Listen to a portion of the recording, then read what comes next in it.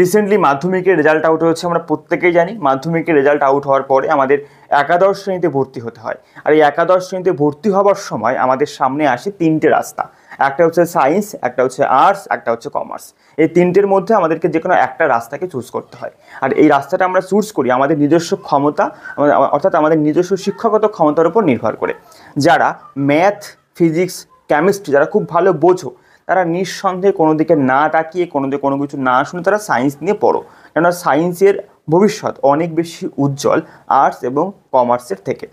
এবং যারা সায়েন্স ভালো বোঝো না, যারা মধ্যবিত্ত, অর্থাৎ তারা মিডিলে রয়েছে, অর্থাৎ মোটামুটি তারা সায়েন্স পারো, আর্টস নিয়ে পড়াশোনা করছো বা আর্টসে মোটামুটি ভালো বোঝো। এবার দেখো, যারা সায়েন্স পারে না তাদের সামনে আসে আর্টস এবং কমার্স। কমার্সটা বর্তমান সময়ে এর ভবিষ্যৎটা অন্য থেকে অনেকটা পিছিয়ে, কারণ আর্টস এবং সায়েন্সের তুলনায় কমার্সের অপরচুনিটি বা সুযোগ একটু কম বর্তমান সময়। আগে অনেক ছিল, কম্পিউটারের যুগে একটু কম হয়ে গেছে। এবার থাকলো পরে আর্টস গ্রুপে আমরা অধিকাংশ ছেলেমেয়েরা ভর্তি হই। সায়েন্স না পেলে আমরা আর্টসেই বেশি ভর্তি হই। আর্টস গ্রুপে যারা ভর্তি হচ্ছ তাদের সামনে আরও একটা সমস্যা রয়েছে। কী সমস্যা?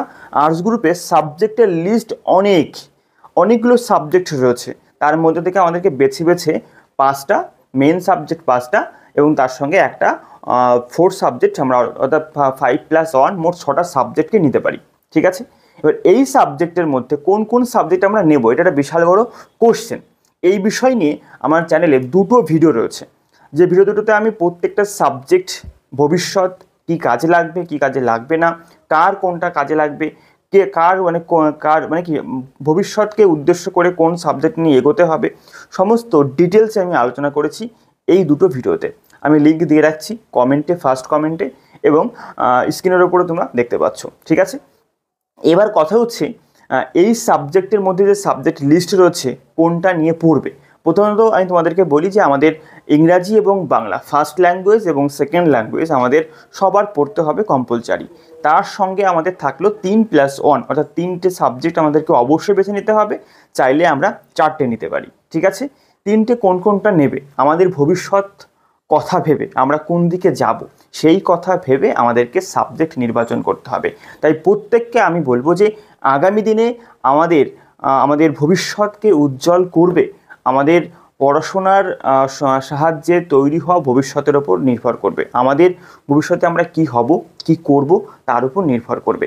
যারা ভবিষ্যতে চাকরি বাকরির দিকে এগোতে চাইছে, যাদের হয়তো বিজনেস করার ক্ষমতা নেই বা অন্য কিছু করার ক্ষমতা নেই, তারা, অর্থাৎ যারা চাকরি বাকরি, বিশেষ করে মধ্যবিত্ত ঘরের ছেলেমেয়েরা চাকরি বাকরির উদ্দেশ্যে পড়াশোনা করে। দেখো, এই চাকরি বাকরির উদ্দেশ্যে পড়াশোনা করলে তোমাদেরকে একটুখানি জানিয়ে রাখি, মন খারাপ করার কোনো কারণ নেই। শুধুমাত্র নাম্বারের বেসিসে চাকরি হয় না। চাকরি পেতে হলে আমাদেরকে পরীক্ষা দিতে হয়, কম্পিটিশান পরীক্ষা হয়, সেখানে প্রচুর হিউজ কম্পিটিশান থাকে।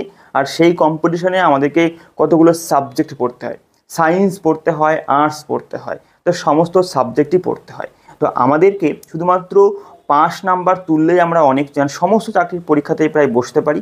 তাই মন খারাপ করার কোনো দরকার নেই। আমাদের ভবিষ্যতে উজ্জ্বল হবে এরকম কিছু সাবজেক্ট সঙ্গে নিয়ে এগোও, অর্থাৎ যা তোমার পরবর্তীতে চাকরির পরীক্ষাতে সহযোগিতা করবে, সেরকম কিছু সাবজেক্ট নিয়ে তোমরা এগোতে পারো। সেরকম টাইপের ভিডিও আমার চ্যানেলে রয়েছে, লিঙ্ক আমি দিয়ে দিয়েছি ডিসক্রিপশানে, কমেন্টে, সমস্ত জায়গায় লিঙ্ক আমি প্রোভাইড করেছি। তোমরা অবশ্যই ভিডিওটাকে দেখে নাও। আমি ডিটেলসে আলোচনা করেছি, এই ভিডিওটা বেশি বড় করব না। তাই আমি তোমাদেরকে আরও একবার লাস্টে বলবো যে শুধুমাত্র নাম্বার দেখে কাউকে জাজ করা যায় না, আর শুধুমাত্র নাম্বারের উপর নির্ভর করে ভবিষ্যৎ তৈরি করাও যায় না। তাই অবশ্যই নাম্বার পেতে হবে, কিন্তু তার সঙ্গে সঙ্গে বুঝে শুনে তোমাকে পরবর্তী পরীক্ষার জন্য প্রস্তুতি নিতে হবে। ঠিক আছে? আজকে এটুকুই, তোমরা অবশ্যই ভিডিওটাকে দেখে নাও।